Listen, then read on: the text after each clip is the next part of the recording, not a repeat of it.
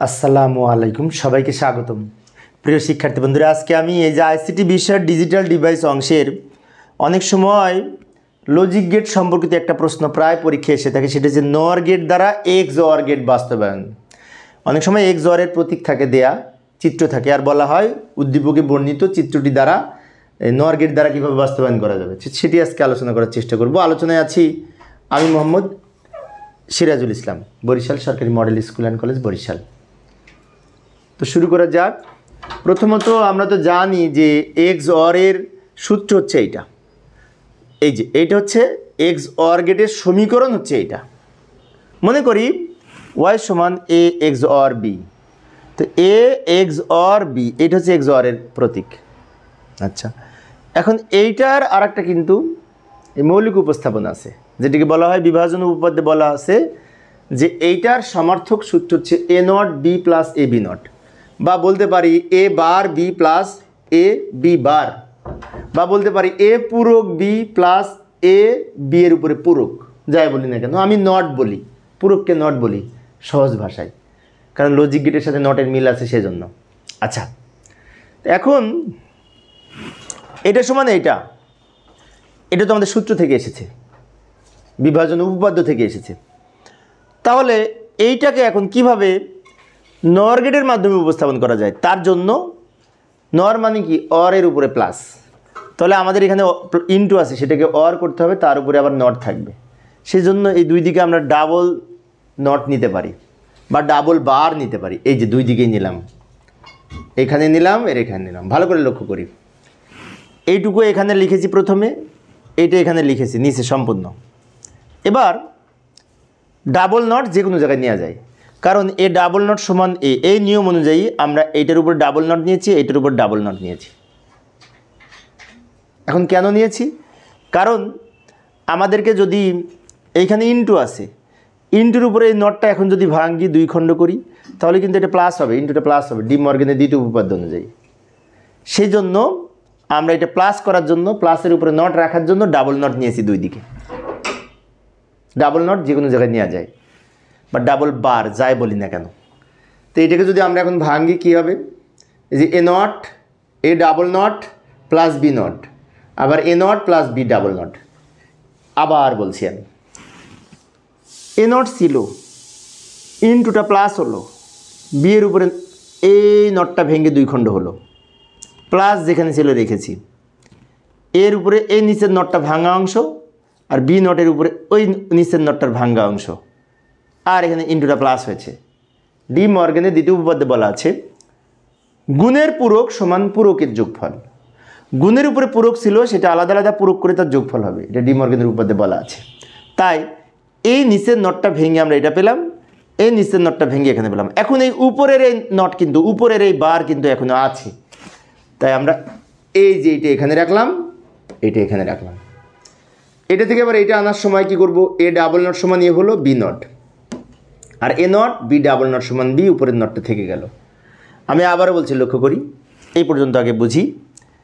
এইখানে এ ডাবল নটে কাটা যে এ থাকে আর বি নট থাকে, আর এই উপরের নটটা থেকে যায়, প্লাস যেখানে ছিল রাখলাম, এর উপরে নট ছিল, বি ডাবল নটে বি, আর এর উপরের নটটা রেখে দিলাম, এই লাইনটা পেলাম।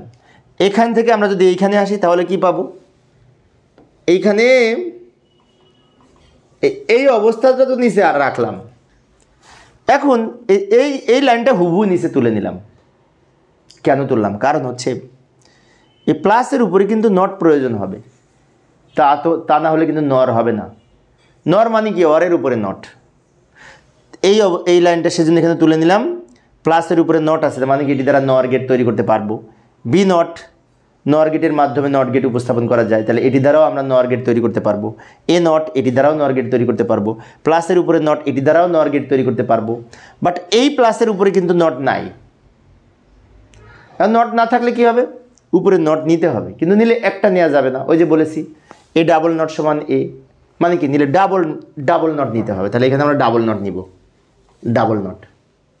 এই ডাবল নটটা নেওয়ার জন্য এই লাইনটা আলাদা করে লিখে নিয়েছি।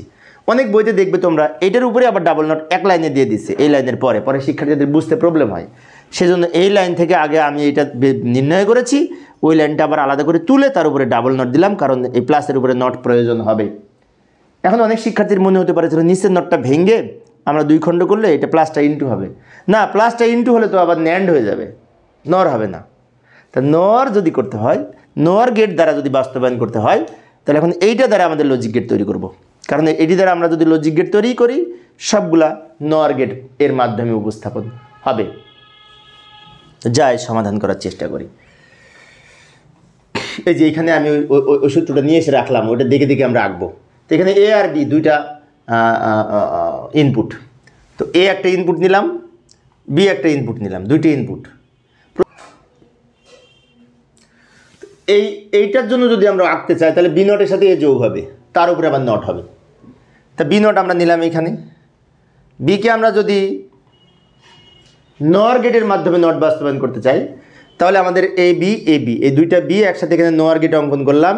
এখন এখানে যে লাইনটা হলো এটা বি নট লেখা যায়, কিন্তু এটা বি নট লেখা যায়। আর এই যে লক্ষ্য করি, এইটা হচ্ছে বি নট আর এটা এই দুইটা মিলে এরকম আরও একটি এখানে নর গেট অঙ্কন করব, কারণ এই যে প্লাস বি নট হচ্ছে এইটা, এ হচ্ছে এইটা, এই দুইটা মিলে প্লাস হয়েছে, প্লাসের জন্য অর গেট, অরের উপরে এই নটের জন্য এই নট। তাহলে আমাদের এইখানে আবারও লক্ষ্য করি, এইখানে যে আমরা লজিক গেটে পেলাম, এইটা হচ্ছে এ থেকে শুরু হয়েছে, আর বিকে আমরা এখানে বি নট তৈরি করে নিয়েছি। তাহলে এ আর বি নট দুইটা যোগ করে তার উপরে নট মানে কি, এইটুকুর জন্য আমরা এটা পেলাম। এবার এ নট হচ্ছে এই এ থেকে আমরা এরকম নট বের করে নিব নর গেটের মাধ্যমে। তাহলে এটা বলতে পারি এ নট। আর বি মানে কি এই লাইনটা, এ নটটাকে নিচে একটু নিয়ে আসলাম, এ নট আর বি দুইটা মিলে আবার প্লাস হয়েছে, তো প্লাস আঁকলাম, প্লাসের উপরে আবার এই যে নট পড়েছে, নট, তাহলে এটা নর গেট হলো। এটা হচ্ছে এ নট প্লাস বি এর উপরে নট, এটা। এবার এটার ফলাফল পেলাম এটার ফলাফল পেলাম এটা, দুইটা মিলে কি হয়েছে, আবার প্লাস হয়েছে। কিন্তু তো এই দুইটা যদি প্লাস করতে চাই, অরের উপরে আবার এই নট দিতে হবে, মানে এই দুইটা মিলে আবার এখানে একটি নর গেট হবে।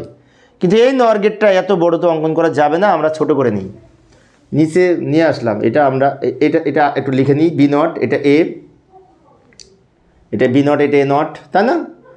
এটা not B, A B not হয়েছে, এই যে এ আর এই বি নট দুটো যোগ করে আমরা এটা পেয়েছি, আবার এখানে এটা পেয়েছি। এবার এটা নিয়ে আসলাম, এটা নিয়ে টান দিয়ে নিলাম,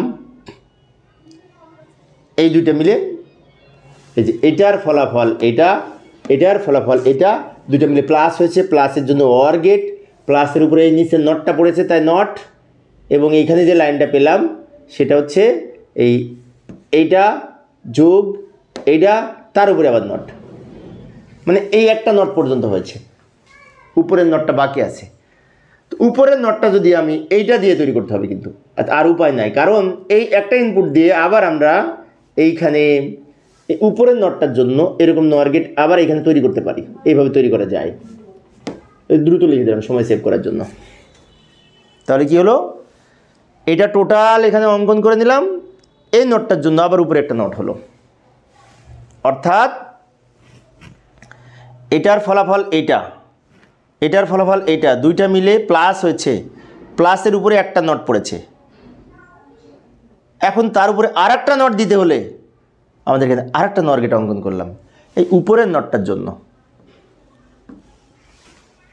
এইভাবে নর গেট দ্বারা এক্স অর গেট বাস্তবায়ন করা যায়। তো প্রিয় শিক্ষার্থী বন্ধুরা, এই ছিল আমার আজকের আলোচনার বিষয়। আমি শিক্ষার্থীদের অনুরোধে অল্প অল্প করে আলোচনা করি, যাতে শিক্ষার্থীরা বোরিং ফিল না করেন। তো পরের ক্লাসটি দেখার আমন্ত্রণ রইল। খোদা হাফেজ।